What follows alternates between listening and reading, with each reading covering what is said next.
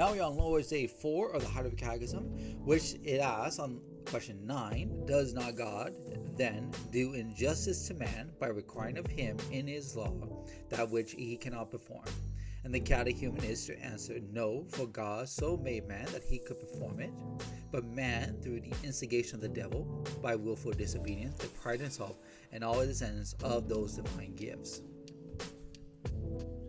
This question addresses a common objection on the part of our human reasoning against what is said in the preceding question, which is follows as such. If man is so corrupt that he cannot do anything that is good before his regeneration, before being a Christian, then God seems unjust and in vain to require from that man in his law perfect obedience. And the objection can be more fully said as such. He who requires or commands that which is impossible is unjust. God requires a man in his law perfect obedience, which it is impossible for him to perform. Therefore, God seems to be unjust. So to this objection, we can reply as follows. First, he who requires what is impossible is unjust unless he first gave the ability to perform what he requires. Secondly, unless man covet and has of his own accord brought this inability upon himself. And lastly, unless the requirement, which it is not possible for man to comply with, he of such a nature as is calculated to leave him to acknowledge and to deplore his inability. But God, by creating man in his own image, gave him the ability to render that obedience which he justly requires from the man in his law. Wherefore, if man by his own fault and free will cast away this ability with which he was endowed, and brought himself into a state in which he could no longer render full obedience to the divine law, God has not, for this reason, lost his right to exact the obedience which man in his duty bound to render him. God therefore justly punishes us, because we have cast away this good by transgressing and sinning against him and his commandments, and because he threatened punishment in case his laws were violated. And so there are a few objections we can address now. The first objection is, but we did not bring this sin upon ourselves. And the answer to that is, our first parents, when they fell, lost its ability both for themselves and all their posterity, the children, just as they also received it for themselves and their posterity.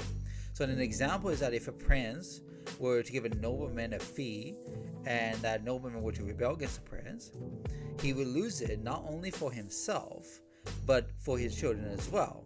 And the prince would do no injustice to the children by not restoring to them that which was lost by the rebellion of their father. But if the prince did restore it, it is because of the prince's goodness and mercy. The second objection is as follows. God, who commands impossibility, commands in vain. And since he commands that which is impossible for man to perform since the fall, therefore he commands in vain. So the answer is 1. God does not command in vain, even though we do not perform what he enjoins unto us, because his commandments have other ends in view, both as it respects to the righteous and the wicked. The righteous are required to obey the commands of God for the following reasons. 1, that they may acknowledge their own weakness and ability. By the law is the knowledge of sin. 2nd, that they may know what they were before the fall. 3rd, that they may know what they ought, most especially to ask of God via the renewal of their nature. 4, that they may understand what Christ has done in our behalf, that he has made satisfaction for us to regenerate us. And then 5 is that we may commence new obedience to God, because the law teaches us how we ought to act towards God in view of the benefits of redemption and what God in return requires of us.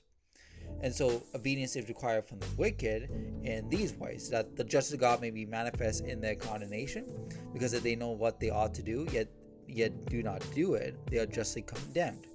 And so, as it says in Luke chapter 12, verse 47, that servant which knew his Lord's will and did not according to it shall be beaten with many stripes.